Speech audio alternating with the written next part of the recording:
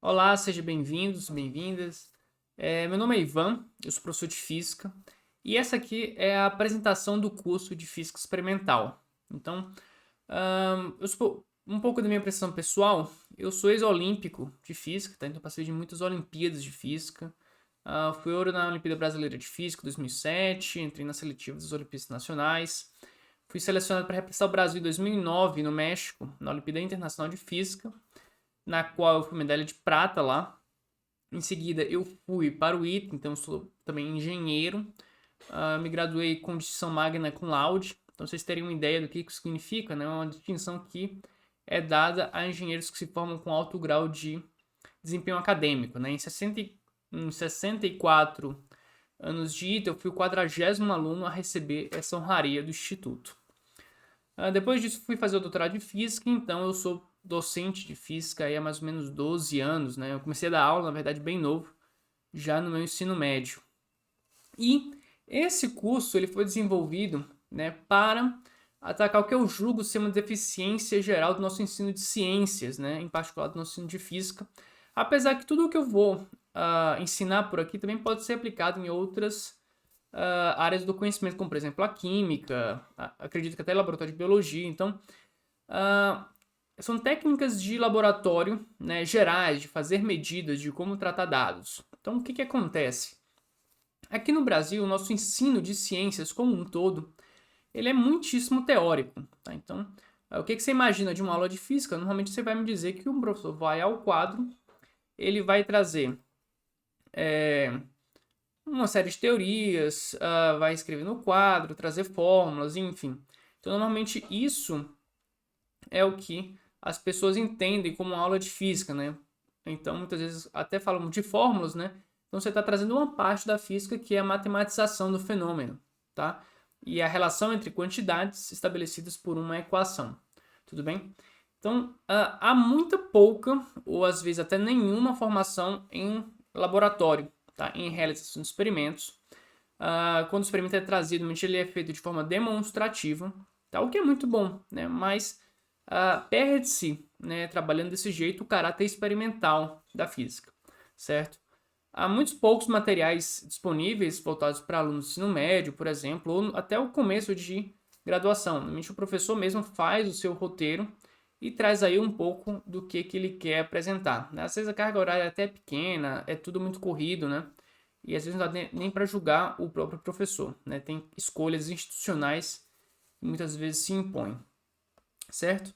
Quem que é o público-alvo desse curso? Então, esse curso foi pensado para poder ser acompanhado desde um aluno no final do ensino fundamental, né, desde um aluno assim, de nono ano, que vai prestar uma OBF, tá? Então vai fazer uma primeira prova experimental. Alunos de ensino médio que estão fazendo OBF na Olimpíada Brasileira de Física, ou estão se preparando para seletivos das Olimpíadas Nacionais de Física, certo? Então é um público que pode se beneficiar desse curso. Alunos de graduação em física, engenharia, química, né? Qualquer aluno de graduação que esteja interessado em aprender técnicas de laboratório, que vai fazer uma disciplina de física experimental, tá? Todo o conteúdo desse curso, né? A ideia é que ele ofereça um conhecimento básico de técnicas de laboratório, certo? É claro que fazer um curso para um público tão distante, desde, como eu falei, ensino fundamental, que se envolve em Olimpíadas, ensino médio, ensino superior, eu vou precisar fazer alguns ajustes, né? Então, no geral, eu vou oferecer para vocês uma ideia do que é a técnica de laboratório, tá? Para um público mais jovem, você vai ter que se virar um pouco com a matemática, tá?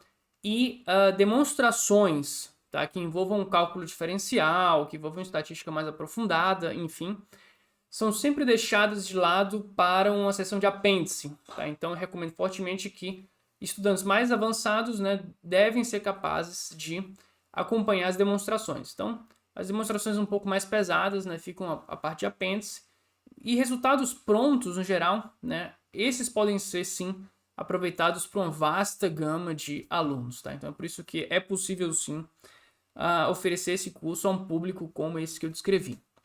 e um pouco da ementa, né? O que vai ser visto nesse curso.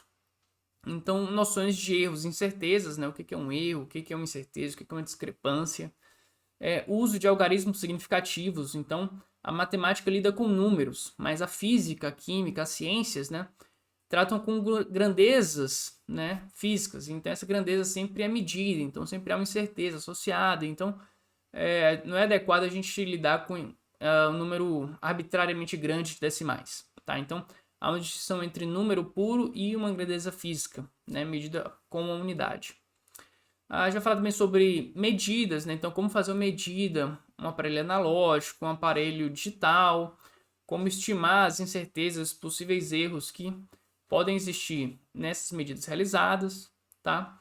Um pouco da análise estatística de medidas. Então, normalmente a gente, quando está fazendo um experimento, a gente faz várias medidas, porque diferentes experimentos, diferentes medidas repetidas, né, podem sim resultar em resultados distintos. Então, a gente tem toda uma teoria de estatística para fazer análise desses resultados. Propagação de certezas, porque existem medidas diretas e indiretas, como construir gráficos, quais os principais elementos de um gráfico, né? O que é um bom gráfico, como construir um gráfico à mão, tá? Muitas vezes a gente está acostumado a recursos computacionais, mas é interessante que a gente saiba construir à mão, né? Conhecer esses elementos de um gráfico.